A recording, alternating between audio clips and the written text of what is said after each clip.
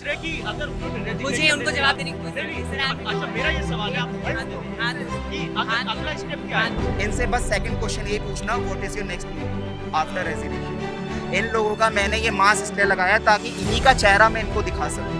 क्या है? Why you leaving? Why you leaving? Why you leaving? Why you leaving? Why you... नमस्कार, आप देख रहे हैं अनकोट मीडिया। आज अनकोट मीडिया की टीम जंतर मंतर पर आई है, जहां पर कॉकरोच जनता पार्टी दूसरी बार प्रदर्शन करने के लिए आई है।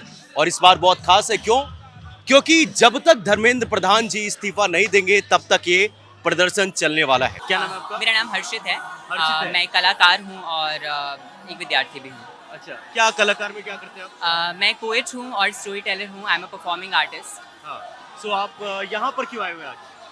हमारी मांग धर्मेंद्र प्रधान का रेजिग्नेशन है। जिस तरीके से शिक्षा व्यवस्था इस देश में बदहाल होती जा रही है दिन पर दिन, और जिस तरीके से हमने बच्चों को खो दिया, शायद इससे ज़्यादा डरावना और शर्मनाक इस देश में कुछ और हो नहीं सकता। अच्छा। तो हम चाहते हैं कि जिसकी व्यवस्था की वजह से ये सब हुआ है, सबसे पहले उसे इस्तीफा लें और फिर सुधार पर काम करें। अच्छा, कल एग्जाम हो रहा है और इस बार व्यवस्था चाक चौबंद किया गया है, तो अब तो ठीक है चीजें। क्यों? क्योंकि सड़कों पर हजारों हजार यूथ उतरे हुए हैं। अगर इतना कुछ करने के बाद शिक्षा व्यवस्था पर ये थोड़ा सा ध्यान दे रहे हैं, कैसे सरकार मूक बनकर बैठी है? मुझे तो ये लग रहा है, क्या उन्होंने किसी भी पेरेंट्स से बात करी जिन्होंने बच्चों को खोया? क्या उन्होंने हमें आश्वस्त करा कि शिक्षा पर क्या ठोस कदम उठाए गए? बेसिक कदम तो छोड़िए, आप कुछ भी बात नहीं करी उन्होंने। किस तरीके से एक अदने से बच्चे ने, 17 साल के बच्चे ने, सीबीएसई जो अपने आप को दुनिया का सबसे बड़ा एजुकेशन हब और तंत्र मानता है, उसके स्कैम को उजागर कर दिया। उसने सीबीएसई की साइट को हैक कर लिया। ये मजाक चल रहा है देश में। आप समझ सकते हैं कितनी, मतलब कहाँ हमारा स्तर हो गया है। आज मैं एपीजे अब्दुल कलाम जी को साथ में लेके आया हूँ। मैंने एपीजे अब्दुल कलाम जी से एक छोटे से इंटरेक्शन में बात करी थी जब मैं बच्चा था। और उस वक्त उन्होंने, उनकी बात शायद ताउम्र हम बच्चों के साथ रहेगी जिन्होंने कभी भी उनसे मुलाकात या बात करी हो। उन्होंने कहा था कि शिक्षा is not a mercy, education is not a mercy, education is a right and it's your dignity. So इसको, शिक्षा व्यवस्था को कभी दया के रूप में नहीं लेना चाहिए कि सरकार आपको दे रही है तो ये बहुत दया कर रही है आप पे। शिक्षा हमारा अधिकार है, शिक्षा हमारा मौलिक अधिकार है, और अच्छी शिक्षा हमारा दायित्व है देना और हमारा दायित्व है लेना। आप लोग पिछली बार भी प्रोटेस्ट करने आए थे, शिक्षा मंत्री ने इस्तीफा देने से मना कर दिया, कोई इस्तीफा नहीं हो रहा, आप लोग दोबारा से आए हुए हैं, क्या है आपका? हम आते रहेंगे जब तक वो इस्तीफा नहीं देंगे। हम आते रहेंगे, हम सड़कों पर उतरते रहेंगे जब तक उनको शर्म नहीं आ जाती कि वो इतनी बड़ी कैबिनेट में बैठकर और इस तरीके से खुद और पूरा कैबिनेट कैसे उनको बचाने की कोशिश कर रहा है। मूक बनकर बैठे हुए हैं वो लोग। आप खुद बताइए, आप जब नौकरी में सही से काम नहीं करते हैं तो सबसे पहले आपको नौकरी से निकाल दिया जाता है, उसके बाद सुधार होता है। वो भी इस देश के नौकर हैं। वो भी नोटिस नौकरी मिलता है, कर रहे पहले हैं। नोटिस मिलता है, जो भी हो, नोटिस मिलता है। नोटिस भी कितने दिन के लिए मिलता है? 30 दिन के लिए। नोटिस तब नहीं मिलता जब आपने किसी की जान ली हो। उन्होंने, इतने सारे बच्चों की जान के जिम्मेदार हैं वो इनकी व्यवस्था की वजह से इतने सारे बच्चे मरे हैं। उनको शर्म आनी चाहिए। ऐसे में तो इंसान के अंदर अगर इंसानियत होती तो तुरंत इस्तीफा खुद दे देता यार। तो कौन है आपको, अब अगर इन्होंने दे दिया, मोदी सरकार से कोई दूसरा बनेगा, क्या गारंटी है कि वो अच्छा करेंगे? आप कैसे भरोसा करो, ये इनके जाने से चीजें बेहतर कैसी होगी? मुझे नहीं पता उनके बाद कौन बनेगा या कौन नहीं बनेगा, लेकिन अभी सिस्टम जो में हम गड़बड़ी है देख ना, रहे हैं, गड़बड़ी तो सिस्टम में, उसको कैसे बेटर किया जाए? इसका जवाब आप उनसे मांगिए कि कैसे अच्छा। बेटर किया जाए। आप मुझसे पूछ रहे हैं ये सवाल, आप उनसे पूछिए। नहीं, इसका जवाब वो आप देंगे। इस्तीफा उनका मांग रहे हो, बट नीचे बहुत सारे ऐसे लोग हैं जो इसको घपला कर रहे हैं, तो आप तो सिर्फ उनका इस्तीफा मांग रहे सबकी हो। कुर्सी जानी चाहिए, सबकी कुर्सी सबकी जानी मतलब चाहिए। किसकी? जो इसमें इन्वॉल्व है। आप बताइए, ये जो इतना बड़ा स्कैम हुआ है, ये जो नीट के पीछे इतना सब कुछ हुआ है, वो लोग कहाँ हैं जो जिम्मेदार हैं? हैं हमारे सामने। आप एक नाम याद दिला दीजिए मुझे, अगर पता हो आपको धर्मेंद्र प्रधान के अलावा। मुझे तो सिर्फ धर्मेंद्र प्रधान का नाम पता है। आज तक मैंने नहीं देखा कि वो लोग कहाँ हैं, उनके खिलाफ क्या कार्रवाई हो रही है। बताया सरकार ने? ठीक है। अच्छा, तो कौन है वैसे अभी की जो सरकार में है? कोई लोग आपको पसंद है, कोई नेता आपको पसंद है, या विपक्ष का कोई पसंद है? कोई तो होगा आपको। ये मेरा पर्सनल ओपिनियन है कि कौन सी पार्टी पसंद है और कौन सी पार्टी मुझे हाँ, पसंद नहीं है और personal कौन लोग तो है। पसंद है। हाँ। लेकिन मैं अभी के लिए ये बताना चाहूँगा कि कौन लोग इस गलती के पीछे जिम्मेदार हैं और उनको अकाउंटेबिलिटी लेनी होगी, उनको जवाबदेही देनी होगी। अच्छा, आप कॉकरोच जनता पार्टी की तरफ से आए हैं या फिर इंडिविजुअल आए हैं आप? मैं इंडिविजुअल आया हूँ। कॉकरोच जनता कोई पार्टी नहीं है, ये एक मूवमेंट है, समझिए। ये कलेक्टिव है यूथ का। आप देखिए अपनी तरफ नजरें घुमाकर, सारे यूथ है यहाँ, और ये कलेक्टिव है।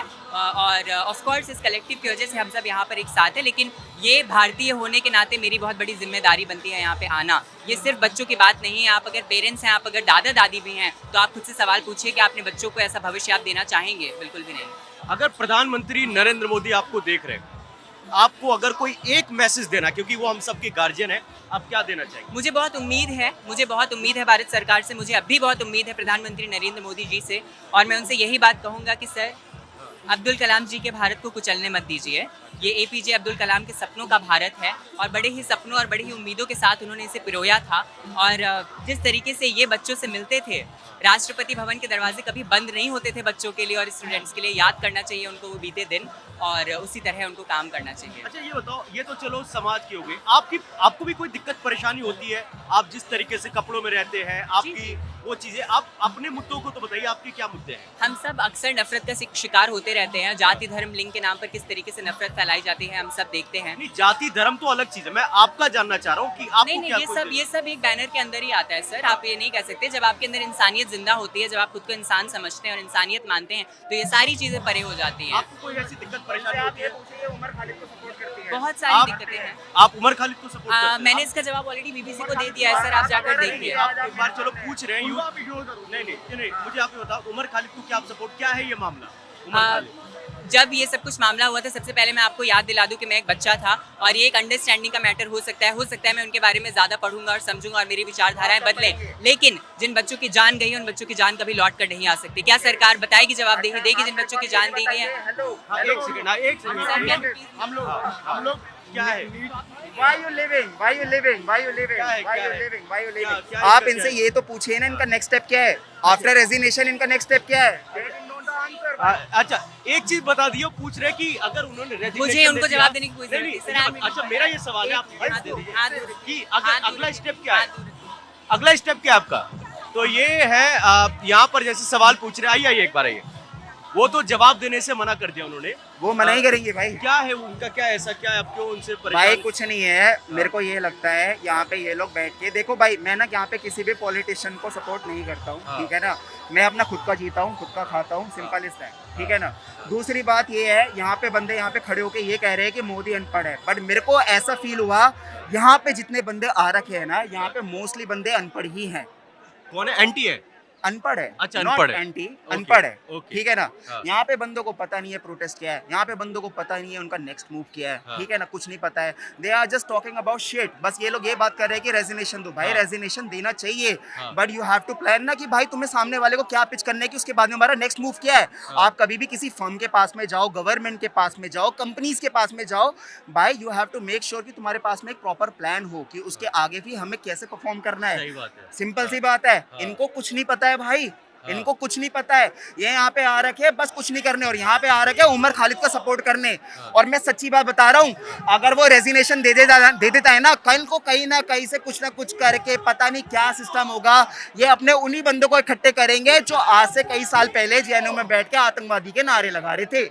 आप इस चीज को समझ के रहना, समझ रहे हो। ये सारी चीजें इंडिया में ही हो रही है, और मैं तो ये देख के हैरान हूँ कि दिल्ली पुलिस यार बजाने चाहिए ऐसे बंदों में लठे यार। ऐसे बंदों में हम ही बजा देते भाई, हम रुके पड़े हैं यहाँ पे, और कोई सीन नहीं है यहाँ पे, सिंपल सी बात है। तो अब कभी भी आप लोग, मैं आप रिपोर्टरों से ये बोलना चाहता हूँ कि भाई आप कभी भी बात करो ना इन लोगों से, इनसे बस सेकंड क्वेश्चन ये पूछना, what is your next move after resignation, that's it. इनको बुद्धि बंद हो जाएगी भाई, कुछ नहीं बोल पाएंगे। और ये लोग यहाँ तक कि ये बंदों ने ये भी डिमांड करी है ना कि जिन जिन क्या बोलते हैं छात्रों का नुकसान हुआ है उनको 1-1 करोड़ दिया जाए। बिल्कुल देना चाहिए भाई, मैं तो खुद बोलता हूँ 1 करोड़ से ज्यादा दो भाई। बट आफ्टर रेजिग्नेशन ये लोग इस बात पे बोलते हैं कि भाई अगर इसके बाद में भी ये सारी चीजें हुई तो क्या ये लोग उस चीज की रिस्पॉन्सिबिलिटी लेते हैं? नहीं लेंगे भाई। पहली बात तो इनको सेकंड मूवी नहीं पता भाई, तीसरी बात पे तो हम तब जाएंगे ना। अच्छा आपका मुद्दा क्या? आप तो कांग्रेस जनता पार्टी को भाई support करने के लिए आए। मैं आप लोगों को एक चीज बताना चाहता हूँ, इन लोगों का मैंने ये मास्क इसलिए लगाया ताकि इन्हीं का चेहरा मैं इनको दिखा सकूं। अच्छा, that's what my right. Okay. और मैं यहीं से ही हूँ भाई, दिल्ली से ही हूँ, जमुना पार से ही हूँ, तो स्टे ट्यून्ड। हाँ। चलो जी, ये थे, अब इन्होंने जवाब दिया है, और सवाल जो है गंभीर सवाल है। बात पते की है, हमने दोनों साइड की स्टोरी आपको सुनाई, उन्होंने जो कहा वो आपको सुना दिया। और इन्होंने जब सवाल पूछा कि आपका अगला स्टेप क्या होगा, वो कह रहे दूर हटो, इनके सवाल का जवाब नहीं देंगे। हैं? आप इनके सवाल का जवाब नहीं दोगे, क्यों नहीं दोगे? हमने आपको दोनों की बात रखी है, अब आपको डिसाइड करना है किसकी मांग सही है, कौन गलत है। इन सवालों का जवाब आपको देना है। क्या ये जो मांगे की जा रही है ये एक तरीके से भारत विरोधी मांगे हैं? क्या ये जो बताया कि जेएनयू के लोग यहाँ पर आकर जो है वो आतंकवादी को सपोर्ट कर रहे हैं, हम कुछ नहीं कह रहे, इनकी बातों को आप तक पहुंचाए। जो भी आपको लगता है कमेंट सेक्शन में जरूर बताएगा।